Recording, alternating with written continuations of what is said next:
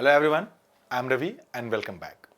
In today's video, we are going to discuss the difference between who and whom. This is a very important topic from the point of view of your examination. But before I begin, I request all of you to subscribe to the channel and press the beautiful bell icon there, and you will get notified about all the coming lessons. My dear friends, the topic I am going to discuss over here is really very important. इसके बिल्कुल basic concept से मैं शुरुआत करूंगा. 2-3 videos लगेंगे so that I can make you understand the concept clearly. What is who and what is whom? When do we use who? When do we use whom? Who and whom, both of them are used to refer to human beings. Human being के बारे में, इंसानों को refer करने के लिए ही हम who and हुम का यूज करते हैं. तो डिफरेंस क्या है? दोनों तो इंसानों के लिए ही है. हु सब्जेक्टिव केस होता है, यानी किसी सब्जेक्ट को आप अगर रेफर करना चाहते हैं तो आप हु यूज करेंगे, और हुम ऑब्जेक्टिव केस होता है. तो जाहिर सी बात है, ऑब्जेक्ट को रेफर करना होगा तो आप ये क्या कहते हैं कि हुम का यूज करेंगे. तो जनरली हिंदी में लोग क्या बोलते हैं, इसे हु है, तो रिलेटिव प्रोनाउन के रूप में जो हु है इसकी हिंदी मीनिंग हो जाती है जो आया था, जिसने कहा था, जो और जिसने. इन जनरल हम हिंदी में से यूज करते हैं. कॉम्पिटिटिव सिलेबस में हिंदी वाले टर्म्स बहुत ज़्यादा आपको हेल्प नहीं करेंगे. फिर भी आप में से कई सारे बच्चे ऐसे होते हैं जिन्हें जब तक हिंदी ना बताई जाए तब तो चीज़ें समझ में आती नहीं है. इस वजह से मैं बता रहा हूँ. कोशिश करिएगा कि अभी हु एंड होम का जो लॉजिकल एक्सप्लेनेशन है, उसका जो मैं बेसिक कॉन्सेप्ट बताऊंगा उसी को फोकस ज़्यादा करिएगा. आपके एग्जाम में वही काम करेगा. होम की बात अगर मैं करूँ तो आप लोग बोलते हैं ना, जिसे तुमने पीटा था, जिसको तुमने पीटा था, जिसको, है ना, जिसको और भी हिंदी मीनिंग्स हो सकते हैं, लेकिन ओवरऑल जो इसका लॉजिकल कॉन्सेप्ट है वो यही है. To refer to a subject use who, to refer to an object use whom. ये कॉन्सेप्ट आपको, मुझे लगता है कि इतना समझ में आया होगा. अब मैं इसे आप लोगों को एग्जाम्पल के हेल्प से समझाऊंगा ताकि आप इसे बहुत अच्छे से समझ सकें. जैसे मैंने एक एग्जाम्पल लिखा यहां, द मैन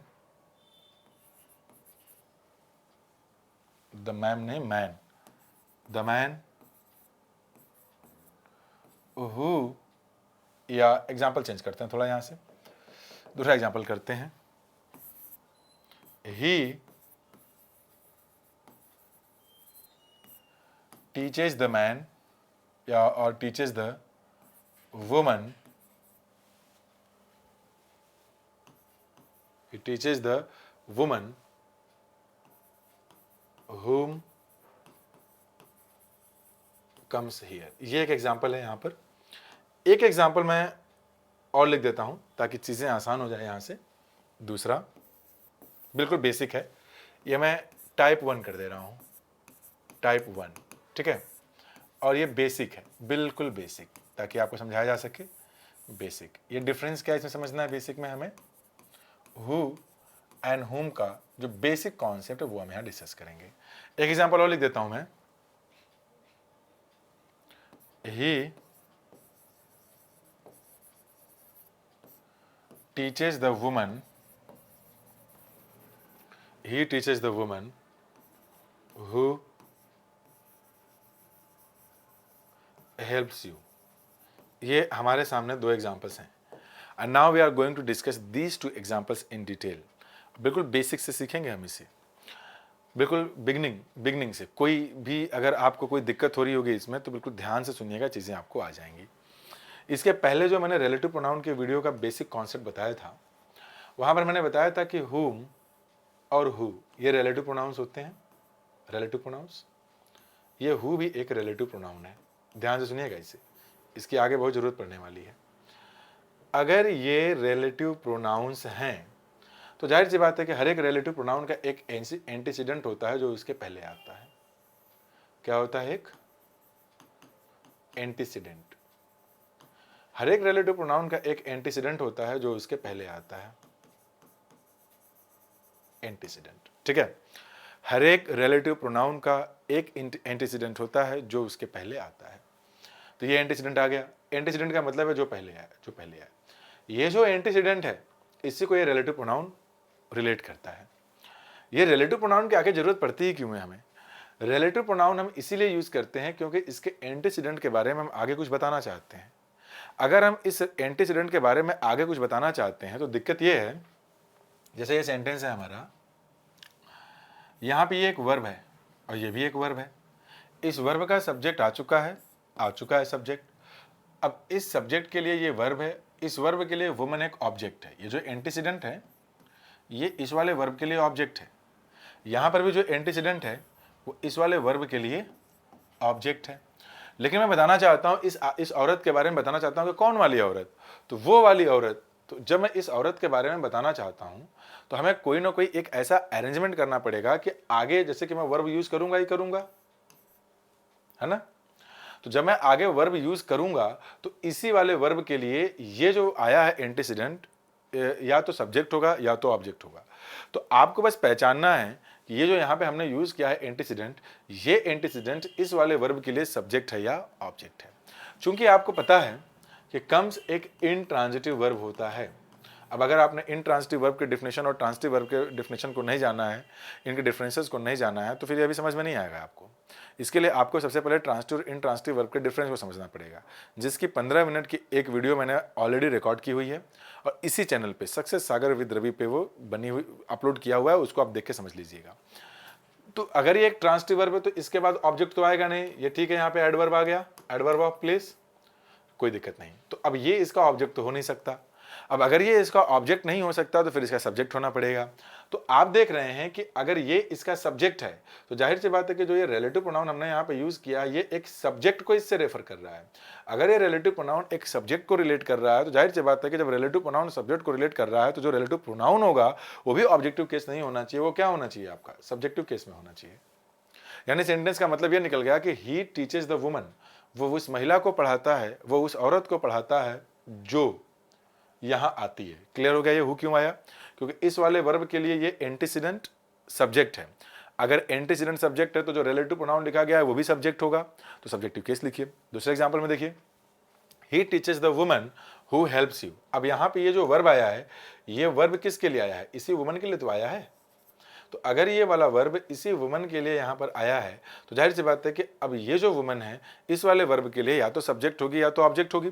तो इस सेंटेंस में हम सबको पता है कि जो हेल्प होता है ना ये एक ट्रांजिटिव वर्ब होता है। अगर ये ट्रांजिटिव वर्ब है तो इसका एक ऑब्जेक्ट आया होगा, चलिए ऑब्जेक्ट आ गया यहाँ पे। अगर इस वर्ब का ऑब्जेक्ट ऑलरेडी अवेलेबल है तो जो ये वुमन यहाँ नाउन मैंने लिखा है एंटीसीडेंट, ये इसके लिए अब ऑब्जेक्ट नहीं हो सकता। अगर ये इसके लिए ऑब्जेक्ट नहीं हो सकता तो फिर इसे क्या बनना पड़ेगा, सब्जेक्ट। तो अगर ये सब्जेक्ट है तो जो रिलेटिव प्रोनाउन हो भी क्या होना चाहिए, सब्जेक्टिव केस में। तो सब्जेक्टिव केस में लिखा है तो ये सही है। यानी पहला वाला एग्जाम्पल गलत था, दूसरा वाला एग्जाम्पल सही था। आप लोगों में से कुछ लोग शायद ऐसे किसी रूल से पढ़ते होंगे कि नंबर ऑफ सब्जेक्ट्स को काउंट कर लीजिए, नंबर ऑफ वर्ब्स को काउंट कर लीजिए। इस काउंटिंग के बेसिस पे कुछ लोग क्वेश्चन लगाते होंगे कि अगर नंबर ऑफ सब्जेक्ट्स ज्यादा हैं, वर्ब कम है तो हु वहां लिखा रहेगा उसको हुम बना दीजिए। नंबर ऑफ वर्ब ज्यादा है तो वहां पे हुम लिखा रहता है उसको हु बना दीजिए। तो ऐसा कोई रूल नहीं है, ये कुछ जगहों पे काम कर जाता है, ज्यादातर जगहों पे काम नहीं करता, तो इसलिए वैसे नहीं पढ़ना है। इसका जो सही लॉजिक है, this is the correct logic, कि जब भी हम कोई रिलेटिव प्रोनाउन यूज कर रहे हैं तो रिलेटिव प्रोनाउन का मतलब ही है कि it must have an antecedent, and for that antecedent we'll have to use a verb, we'll have to use somewhere in the sentence, so you have to relate the antecedent to the given verb. For the given verb that antecedent will either be a subject or an object. If it is the subject for the given verb, the relative pronoun should be in subjective case, it means who. If it is the object of the given verb, जो कि अभी मैंने example दिया नहीं है, तो relative pronoun should be in objective case. For example, I'm going to give you one more example so that I can make you understand this concept. I can make you understand this concept in an effective manner. Example number 3, मैंने यहाँ लिखा I know the girl, I know the girl, ठीक है। अब यहां पे मैं लिख देता हूं कि हु यू टीच। ये हमारा एक एग्जांपल है। जरा आप लोग एक बार कमेंट करके मुझे बताइए तो नीचे कमेंट बॉक्स में कि यहां क्या होना चाहिए, ये हु सही है या फिर यहां हुम होना चाहिए। जो भी लगे कमेंट मार के बताइए जल्दी से। तो सर जी तो रिकॉर्ड कर रहे हैं तो इसमें कमेंट क्यों मरवा, अरे कमेंट इसलिए मरवा रहा हूं ताकि बाद में देख करके मैं समझ सकूं कि आप क्या कमेंट करें। जल्दी से आंसर मारिए, क्वेश्चन नंबर 3 लिखिए और आंसर बताइए कि यहाँ पे क्या होगा, हु होगा या हुम। सर जी इसका आंसर होगा हु, सही लिखा है।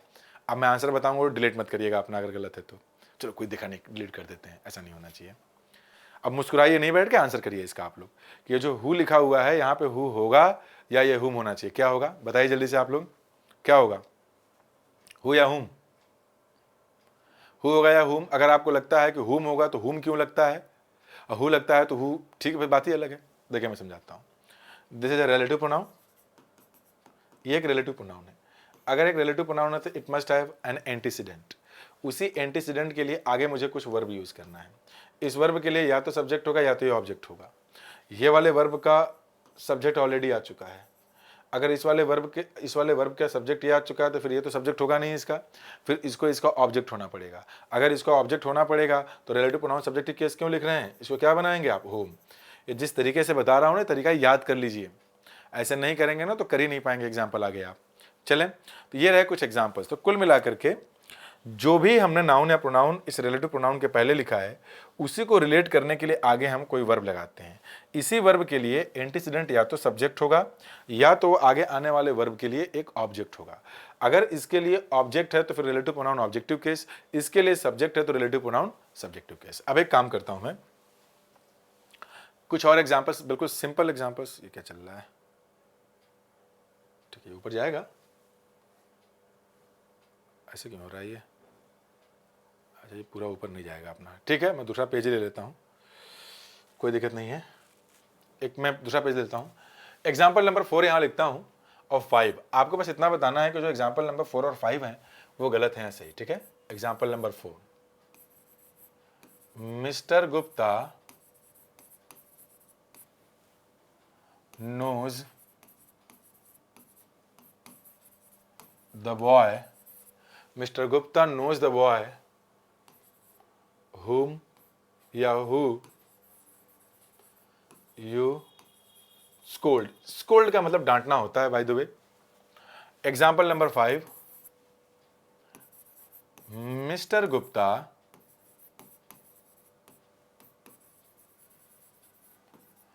knows the boy, ये टाइप 1 में चल रहा है पूरा, whom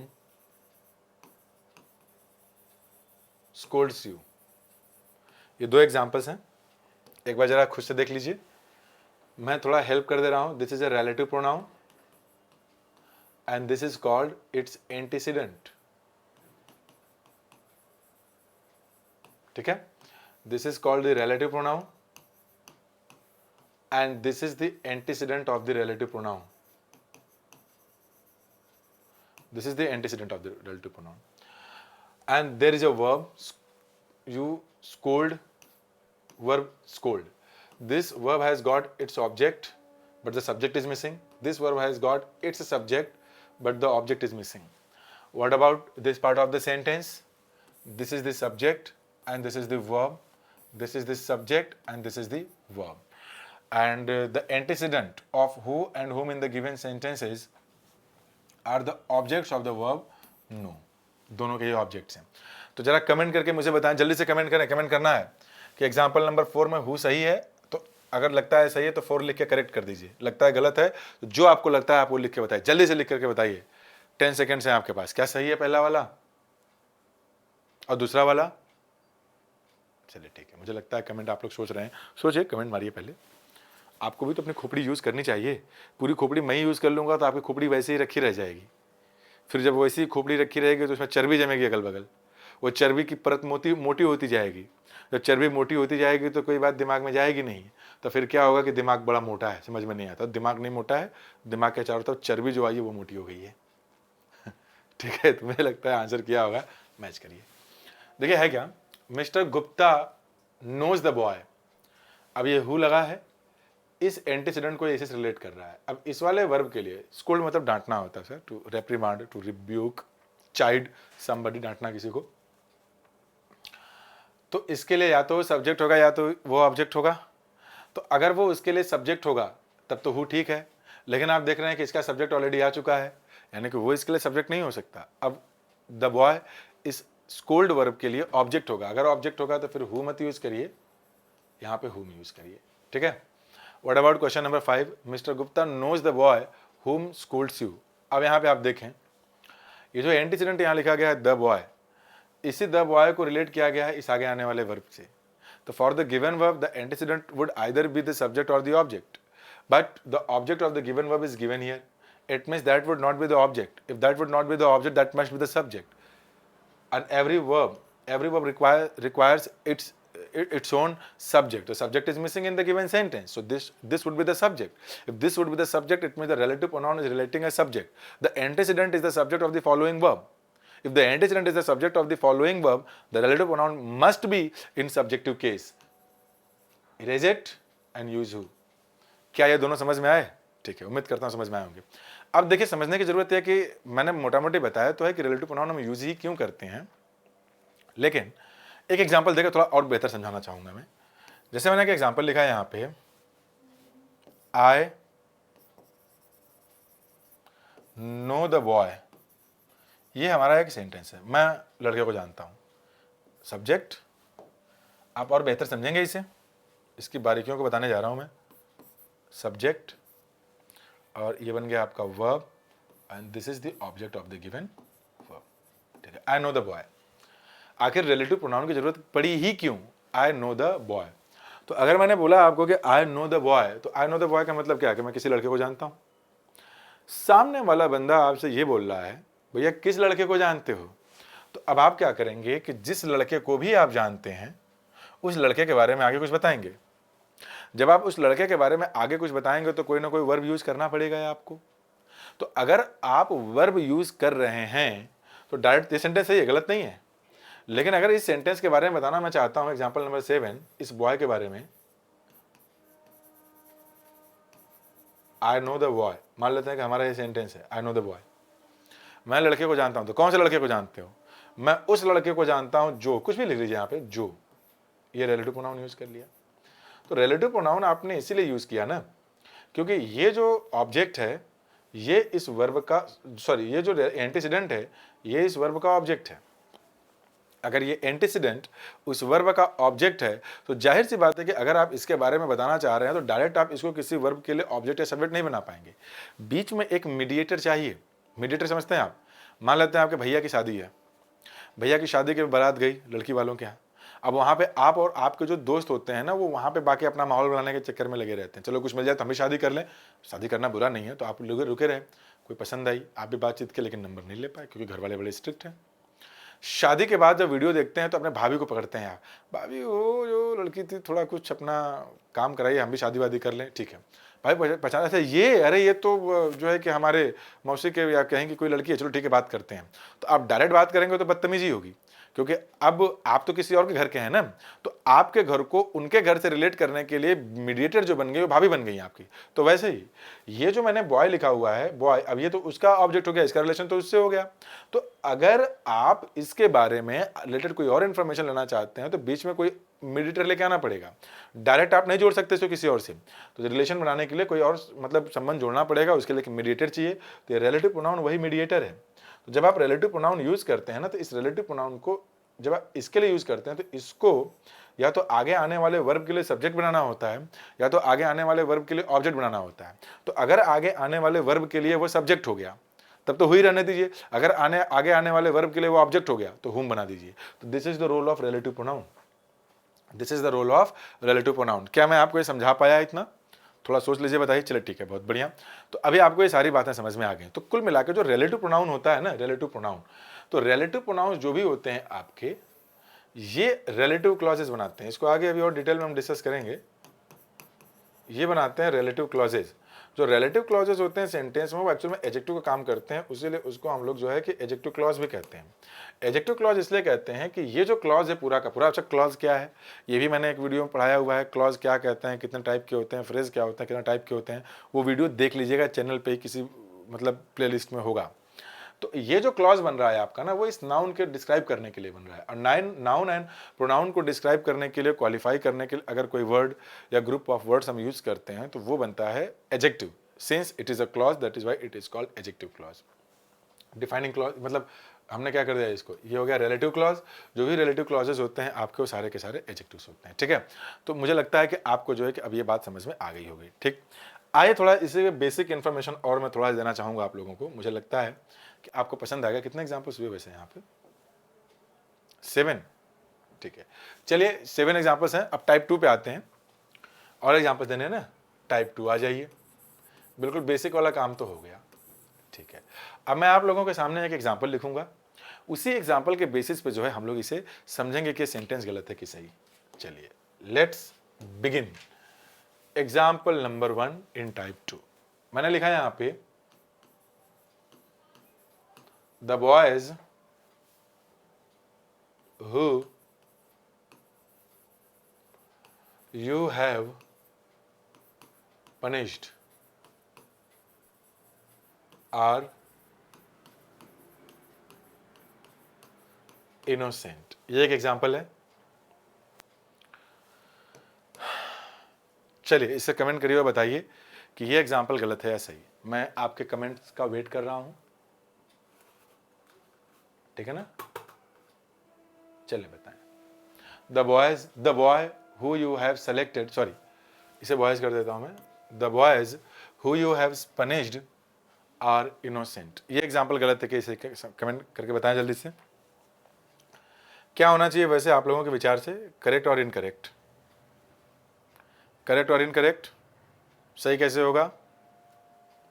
देखिए सबसे पहले अगर रिलेटिव प्रोनाउन आया है तो खोजिए, आया है क्या?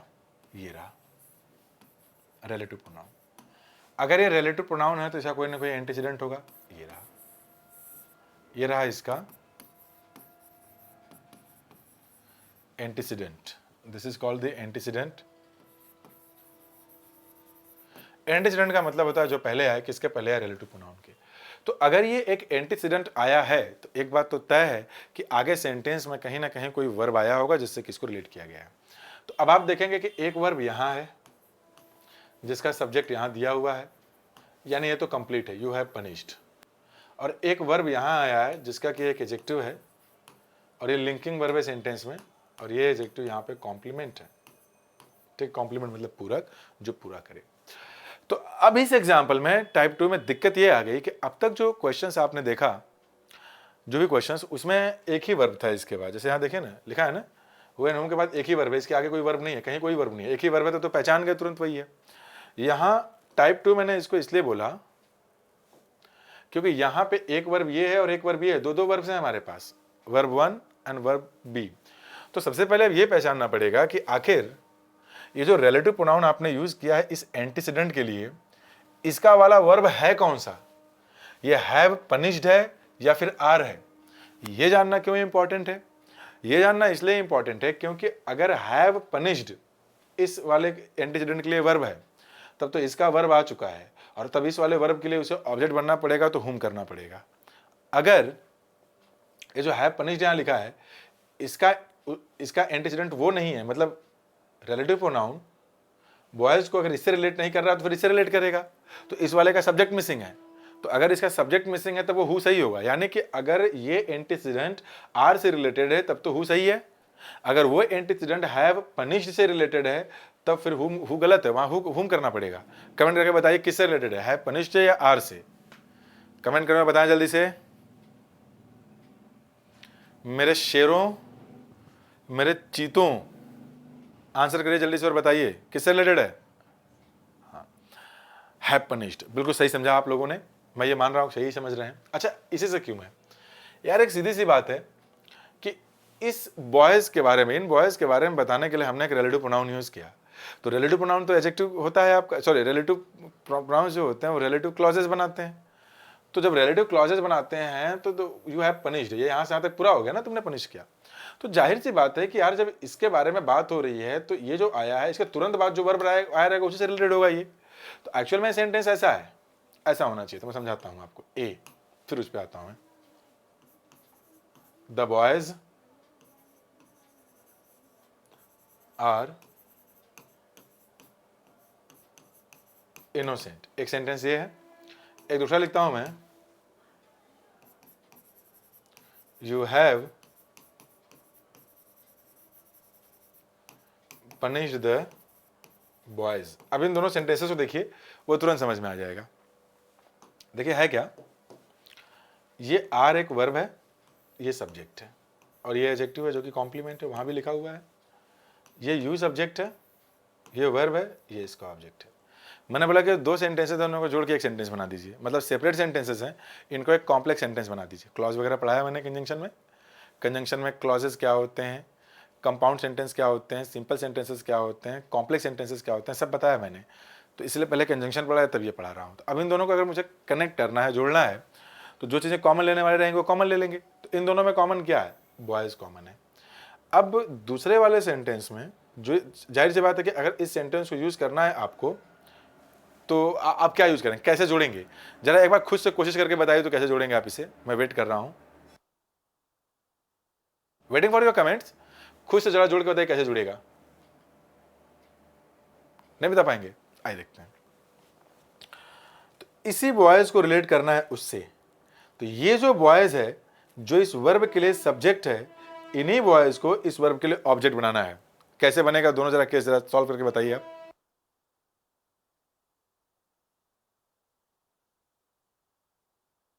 Waiting for your comments. आइए देखते हैं, मैं जोड़ता हूं इसे। तो द बॉयज को इस वाले वर्ब के लिए ऑब्जेक्ट बनाना है, ठीक है ना। मैं समझाता हूं। तो द बॉयज वैसे ही लिख दीजिए, द बॉयज। अब इसको जो द आर इनोसेंट सरका के उधर कर दीजिए, थोड़ा सा सरकाइए। अब बीच में ये पूरा लिखिए, यू हैव पनिश्ड, ऐसे कर सकते हैं आप। You have punished the boys, सरका दिए थोड़ा सा। अब इधर आ गया, क्या बनेगा, आर इनोसेंट। अगर आप देखेंगे इसे, तो ये जो बॉयज मैंने यहाँ लिखा है सब्जेक्ट है, इसका जो मेन वर्ब लिखा गया है वो यहाँ है, यानी सेंटेंस तो कंप्लीट है, बीच में इसी को यूज किया है। तो है क्या, ये जो क्लॉज है, कौन वाला लड़का, जिस लड़के को तुमने पनिश किया, यानी कि ये जो द बॉयज आपने यहाँ लिखा है, हमें दो बार नहीं लिखना है क्योंकि वो एक बार आ चुका है, तो वहीं रहने देते हैं। लेकिन जाहिर सी बात है कि अगर ये बॉयज इस वाले वर्ब के लिए सब्जेक्ट है, तो ये डायरेक्ट इसके लिए ऑब्जेक्ट तो बन नहीं सकता। तो हमें यहाँ पे कोई एक मीडिएटर यूज करना पड़ेगा। वो मीडिएटर कोई और नहीं है, वही रिलेटिव प्रोनाउन है। यानी कि इस वाले वर्ब का सब्जेक्ट तो आ ही चुका है यहाँ पे, अब इस वाले वर्ब के लिए इसी को ऑब्जेक्ट बनाना है, तो रिलेट करना पड़ेगा ना इसको उससे। तो रिलेटिव प्रोनाउन यूज करेंगे, तो वही रिलेटिव प्रोनाउन आपको यहाँ पे हुम यूज करना है। क्यों हुम यूज करना है, क्योंकि ये इसके लिए ऑब्जेक्ट है, तो वही काम यहाँ पे भी करना है। क्योंकि ये जो बॉयज है वो इसके लिए ऑब्जेक्ट है, तो यहाँ पे हु नहीं होगा, ये यहाँ पे हुम होगा। क्या मैं समझा पाया अपनी बात आप लोगों को? क्या मेरी बात समझ में आ गई आप लोगों को? ठीक, बहुत बढ़िया। अब इसी में मैं एक एग्जांपल और आप लोगों को देना चाहूंगा।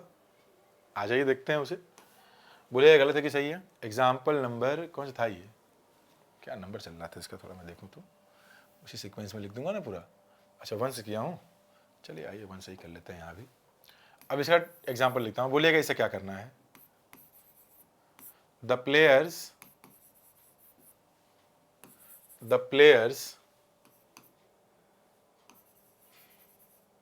whom are smart have helped them। ये जो एग्जाम्पल मैंने लिखा है, जरा इसको बताइए तो ये गलत है कि सही। Waiting for your comments. ये whom होना चाहिए कि who होना चाहिए कि क्या होना चाहिए, बताइए। आइए मैं समझाता हूं। अब सबसे पहली बात तो ये है कि ये रिलेटिव प्रोनाउन है, सबको पता है, ठीक। अगर ये रिलेटिव प्रोनाउन है तो ये जो बच गया है यहाँ पर, ये इसका एंटीसीडेंट हुआ। अगर ये एंटीसीडेंट हुआ तो आगे कोई ना कोई वर्ब आया होगा, ये बना वर्ब और ये बन गया इसका दूसरा वर्ब।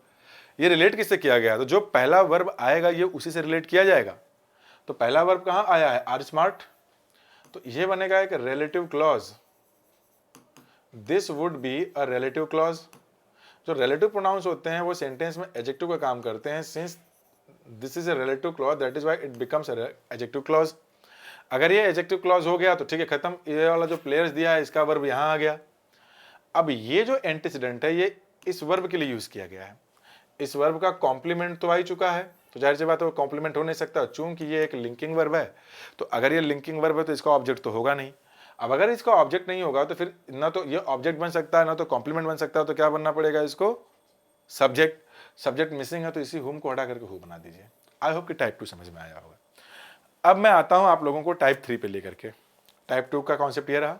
अच्छा टाइप 1 में ये था कि रिलेटिव प्रोनाउन लिखा रहेगा तो एक ही वर्ब रहेगा। टाइप 2 में क्या रहा, रिलेटिव प्रोनाउन के बाद दो दो वर्ब रहेंगे, तो जो पहला वाला वर्ब रहेगा उसी से रिलेट किया जाएगा। अब टाइप 3 में देखिए क्या करते हैं, मैं एग्जांपल दूंगा, आप मुझे बताइएगा उसे कैसे सही करना है, ठीक है, या सही है ये सेंटेंस। मैंने लिखा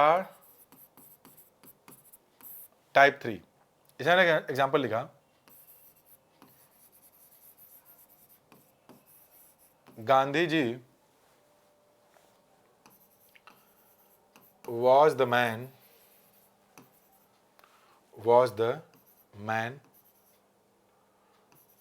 whom people say fought for the country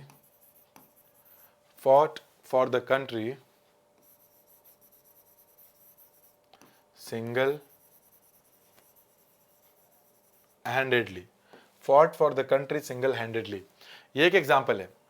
सबसे पहले इसे सर्च करिए कि रिलेटिव प्रोनाउन क्या है, एक बार खुद से पढ़ लीजिए, खुद का ब्रेन यूज कर लीजिए, फिर मैं इसे समझाता हूं। या आप एक काम करिए, जैसे कि मैंने लिखा ना, तो आप अभी मेरे एक्सप्लेनेशन को मत सुनिएगा, वीडियो को पॉज कर लीजिए और इसके बाद कुछ देर तक सोच लीजिए कि आपके हिसाब से क्या होना चाहिए, तब मेरे इसके आगे को देखिएगा, तब ज़्यादा समझेंगे आपने इसे। तो सबसे पहला काम यह है कि आप इसमें ढूंढे relative pronoun. Is there an relative pronoun? हाँ आ गया, रिलेटिव प्रोनाउन ये रहा, ठीक है। अगर हमने रिलेटिव प्रोनाउन यूज किया है, थोड़ा इसे नीचे कर लो, जरूरत पड़ेगी इसकी। If we have used a relative pronoun, तो जाहिर सी बात है कि इसका कहीं ना कोई एंटीसीडेंट तो आया होगा, तो आ गया एंटीसीडेंट, ठीक है। अगर एंटीसीडेंट आया है तो इसके आगे कहीं ना कहीं कोई वर्ब आया होगा। तो अब देखिए इसमें भी दो वर्ब आ गए, एक वर्ब यहां है, एक वर्ब यहां है। तो अब ये पहचानना है हमें सबसे पहले कि इस एंटीसीडेंट का वर्ब है कौन सा, से है पहला वाला या फॉट दूसरा वाला, कौन सा वर्ब है, कमेंट करें और बताएं। जाहिर सी बात है कि इस एग्जाम्पल के बाद तुरंत आपके दिमाग में आएगा कि अगर रिलेटिव प्रोनाउन के बाद कोई वर्ब आया, दो दो वर्ब आ जाए, तो जो इसका एंटीसीडेंट होगा वो पहले वाले से रिलेट करेंगे। तो आपके दिमाग में तुरंत ये बात यहाँ पे आएगी कि इस सेंटेंस में इस वाले वर्ब का ये सब्जेक्ट आ चुका है, तो इसका जब इस वर्ब का सब्जेक्ट हो चुका है, ये से है, वैसे से, रे नहीं है, से है, से लिखा हुआ है, मैंने इसे साफ ही कर दूं, इसे समझ नहीं पाएंगे आप, इधर क्यों टच हो रहा है, चलिए लेने देते हैं। फॉट ब्लेजर टच हो रहा है, इसका मतलब। तो आपके मन में आएगा कि अब जाहिर सी बात है कि पास में ये अगर यहाँ लिखा हुआ है, तो फिर ये जो एंटीसीडेंट है ये पास वाले वर्ब से रिलेट होगा, जैसे वहां हुआ। तो आप सोचेंगे कि इस वाले वर्ब का सब्जेक्ट आ चुका है, तो अगर इस वाले वर्ब का सब्जेक्ट आ गया है और इसको इससे रिलेट किया गया है, तो फिर ये तो सब्जेक्ट होगा नहीं इसका। अगर ये इसका सब्जेक्ट होगा नहीं, तो फिर इसको इसका क्या बनना पड़ेगा, ऑब्जेक्ट बनना पड़ेगा। तो आप तुरंत बोलेंगे कि ये इसका ऑब्जेक्ट हो गया, जब ये इसका ऑब्जेक्ट हो गया तो ये क्या बन जाएगा, हुम सही होगा। लेकिन ऐसा नहीं है इस वाले सेंटेंस में। अब ये गलती हमें नहीं करनी है। इस वाले सेंटेंस में ये जो एंटीसीडेंट है ये पहले वाले वर्ब से रिलेट नहीं कर रहा है, दूसरे वाले वर्ब से रिलेट कर रहा है। तो अब डाउट ये बन गया कि हमें कैसे पहचान में आएगा कि यहाँ वाले में पहले वाले से हो रहा है, यहाँ वाले दूसरे वाले में बन रहा है। तो बड़ा आसान है, आप दोनों सेंटेंसेस को जरा देखें। तो ये वाला जो सब्जेक्ट और वर्ब लिखा गया है ना, ये एक ओपिनियन देने वाला सेंटेंस है, opinion giving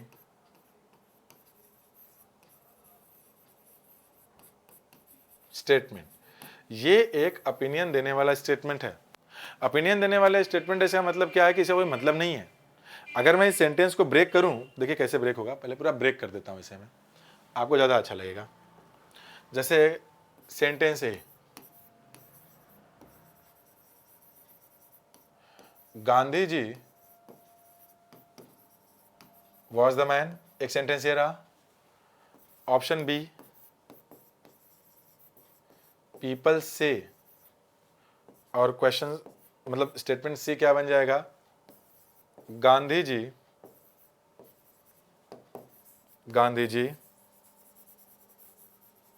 fought for the country single handedly मतलब अकेले लड़े, ऐसा कुछ लोग कहते हैं। ये तीन सेंटेंसेस हैं और इन्हीं तीनों सेंटेंसेस को जोड़ करके वैसा बना दिया गया है। तो आप देखें अगर कि इसमें कौन सा ऐसा स्टेटमेंट है, देखो पीपल की स्पेलिंग गलत हो गई यहाँ पे, पीपल है ये जो तीन सेंटेंसेस मैंने यहाँ लिखे हैं, इन तीनों में से कौन सा ऐसा सेंटेंस जिसको ना भी लिखा जाए तो सेंटेंस के मीनिंग में कोई प्रभाव ना पड़े, वो यही वाला है। यानी ये ओपिनियन देने वाला स्टेटमेंट है। ओपिनियन मतलब इन जनरल उसका कोई मतलब नहीं है बोलने का। जैसे पीपल से हो गया, कौन कौन से वर्ब्स आ सकते हैं इससे पहले वो बता दूं मैं आपको। थिंक आ गया, कंसीडर आ गया, से आ गया, बिलीव आ गया, है ना, और कोई वर्ब है क्या आपका, थिंक, इमेजिन आ गया, एटसेट्रा। तो कॉल आ गया, कॉल, कई सारे ऐसे वर्ब्स हो सकते हैं। इनके पहले कोई भी सब्जेक्ट आ जाए जो जनरली जो आते हैं आपके, पीपल हो गया, ऐसा लोग कहते हैं, ऐसा लोग मानते हैं, ऐसा लोग बिलीव करते हैं, पीपल, वी हो गया, दे हो गया, पुलिस, कुछ भी हो गया आपका। तो अगर ये कॉम्बिनेशंस अगर ऐसे रिलेटिव प्रोनाउंस में दिखते हैं तो इन ये ओपिनियन एक्सप्रेसिंग सेंटेंसेस होते हैं, and they have got nothing to do with the sentence. उसमें सेंटेंस में एक मैसेज देना था, दे दिया। तो अगर ये सिर्फ ओपिनियन देने वाले ही सेंटेंस है तो ऐसा लोग कहते हैं, तो ऐसा लोग कहते हैं कोई मतलब ही नहीं है। तो भले ही सेंटेंस में दिया रहे, आपको मानना है कि दिया हुआ है ही नहीं। भले ही ओपिनियन देने वाले सेंटेंसेस सेंटेंस में आ जाएं, किसी बड़े सेंटेंस में, आपको ये मानना है कि है ही नहीं, क्योंकि उसका तो कोई मतलब ही नहीं है। जैसे ही आप ये मान लेंगे कि वो है ही नहीं, तो आपको देखेंगे कि आगे एक वर्ब है। जब आगे एक वर्ब दिख रहा है तो इस वर्ब के लिए जाहिर सी बात है कि फिर इसे सब्जेक्ट होना पड़ेगा। जब इसे सब्जेक्ट होना पड़ेगा तो फिर इसे हुम को हटा करके हु करेंगे आप। समझ में आई बात? भाई इसको कहीं ना कहीं सेंटेंस में रखना ही है ना, कोई मतलब तो है नहीं उसका। तो आप मान लीजिए कि this is not given in the sentence, and if it is not given in the sentence तो आगे बढ़िए। मुझे लगता है कि आपको समझ में आया होगा, ठीक है। तो अब मैं एक काम करता हूं ना कि अभी टाइप 2 और टाइप 3 पे बेस्ड आपको 2-3 एग्जांपल देता हूं, ताकि हम लोग समझ सकें कैसे पहचानना है इसे, ठीक है। देखिए एक एग्जांपल मैं यहां लिखता हूं, the children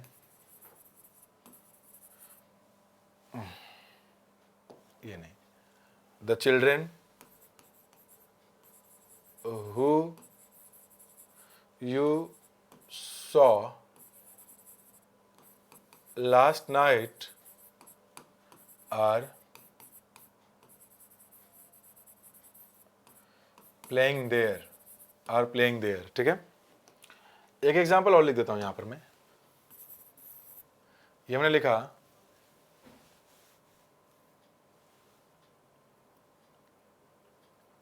Ram is the man whom they believe is a very nice person। ये रहा। वन मोर एग्जाम्पल, एक और लिख ही लेते हैं यहां पे।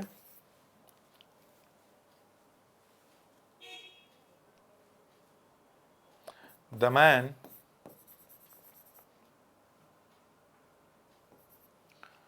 man whom we thought to be a gentleman turned out to be a rogue। रोग मतलब धूर्त टाइप का निकल गया, a rogue। ये हमारे कुछ एग्जांपल्स हैं।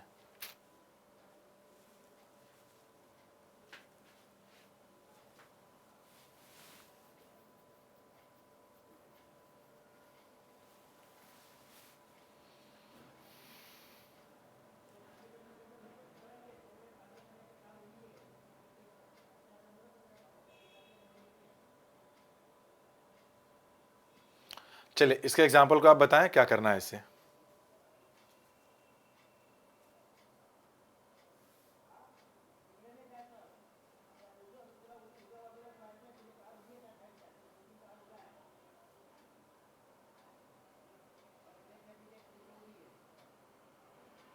कमेंट करके बताएं इसका आंसर क्या होगा। आइए देखते हैं। अब ये वाला एग्जाम्पल तो आपके लिए क्लास वर्क है, आप लोग करके आएंगे। क्लास वर्क नहीं मतलब होमवर्क। जब भी या फिर इसका आंसर करके आप बताएंगे कि क्या ये गलत है या सही है, ठीक है। बाकी दोनों मैं बताता हूँ। जैसे यहाँ पे जो लिखा गया है सब्जेक्ट है, और यहाँ पे हमने यहाँ पे एक रिलेटिव प्रोनाउन यूज कर लिया। तो अगर ये रिलेटिव प्रोनाउन यूज कर लिया तो फिर ये तो एंटीसीडेंट ही हो गया, एंटीसीडेंट। अब इस एंटीसीडेंट को आगे कहीं ना कहीं रिलेट किया गया होगा। तो अब ये सॉ वर्ब से रिलेट किया गया है कि आर प्लेइंग वर्ब से रिलेट किया गया है, किससे किया गया, यही आपको सोचना है। तो सीधी सी बात है कि ये जो लिखा गया यू सॉ, ये एक ओपिनियन गिविंग एक्सप्रेशन नहीं है, तो ये इसी से रिलेट किया गया है इसको, यानी कि the children who you saw last night, यानी कि इस वाले वर्ब के लिए ये सब्जेक्ट है। तो अगर इस वाले वर्ब के लिए सब्जेक्ट, तो जाहिर सी बात है कि जो चिल्ड्रन मैंने वहाँ पे लिखा है अब वो इसके लिए ऑब्जेक्ट होगा। अगर वो इसके लिए ऑब्जेक्ट होगा तो फिर यहाँ पे क्या यूज करना पड़ेगा, हुम। ये रहा हुम, ये पूरा का पूरा एडजेक्टिव है। अब पूरा का पूरा एडजेक्टिव बन गया और यहाँ पे जो है ये वर्ब बन गया। मुझे उम्मीद करता हूँ कि समझ में आया होगा। आपको कैसा लगा कमेंट करें और बताएं। कमेंट तो करना है भाई। आज देखते हैं, राम इज द मैन हुम दे बिलीव। अब देखिए यहाँ पे भी क्या है कि जो हुम है that is a relative pronoun. अगर ये रिलेटिव प्रोनाउन है तो जाहिर सी बात है कि फिर ये एंटीसीडेंट बनेगा। इसके आगे दो वर्ब आया, एक वर्ब यहाँ है, एक वर्ब यहाँ है। अब हमें समझना ये है कि ये एंटीसीडेंट जो है इस वाले वर्ब से रिलेट किया गया है कि आगे आने वाले से। तो हम देख रहे हैं कि यहाँ लिखा है दे बिलीव। दे बिलीव का मतलब है ओपिनियन देने वाला वर्ड है, यानी कि इसको उड़ा दीजिए, इसको यहाँ से उड़ा दीजिए, इसकी जरूरत ही नहीं है। जैसे उड़ाएंगे तो आप देखेंगे वर्ब है, यानी कि इसको रिलेट इससे किया गया, तो इससे रिलेट किया गया तो सब्जेक्ट है। अगर वो सब्जेक्ट है तो फिर यहाँ पे हुम नहीं आएगा, यहाँ पे क्या आएगा, हु आएगा। Ram is the man who is a very nice person, who is a very nice person, and जो भी लिखा था इसके पहले ओपिनियन देने वाला एक्सप्रेशन। तो कैसा लगा वीडियो कमेंट करके जरूर बताइएगा और इसका आंसर जरूर करिएगा।